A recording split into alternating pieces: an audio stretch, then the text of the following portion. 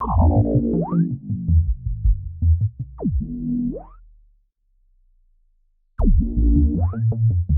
parle de l'Apogon imberbis. Alors il y a deux intérêts. Le premier, c'est que c'est une espèce emblématique de la Méditerranée, qu'elle est présente dans tous nos aquariums en France, et du coup c'est une espèce qu'on a envie de montrer aux gens, et du coup elle est très présente et il faut la reproduire pour éviter de prélèvement naturel.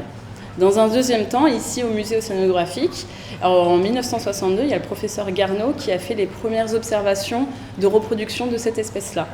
Voilà, donc c'était intéressant un peu de reprendre le travail et de conclure son travail à lui. C'est le mâle qui incube les œufs dans la bouche dans cette espèce-là. Donc la technique, on a dû récupérer les œufs dans la bouche du mâle. Ensuite, on les a mis dans un aquarium spécial d'élevage pour les poissons. Et pour cela, il fallait représenter la technique du mâle pour garder les œufs. Et lui, il le fait tourner dans sa bouche. Donc du coup, on a créé un incubateur artificiel qui faisait tourner la boule d'œuf pour pouvoir représenter exactement ce que le mâle faisait. Et ensuite, à partir de ce moment-là, les œufs ont éclos. Très bien. Voilà, ils ont maintenant à peu près 2 mois. Là, à l'heure actuelle, ils font à peu près 2 cm. Voilà, donc ils ont très bien grandi. Quand ils ont métamorphosé, donc c'est-à-dire quand ils sont passés de stade larve à mini-adulte, ils faisaient à peu près 1 cm.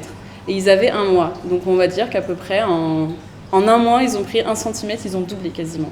Voilà, ce qui est rapide. On va le mettre dans un tout petit aquarium avec un panneau explicatif. Donc vous allez pouvoir les voir sans problème au musée océanographique.